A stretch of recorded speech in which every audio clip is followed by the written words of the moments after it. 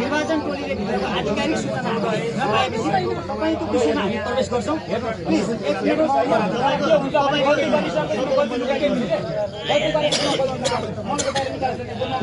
minute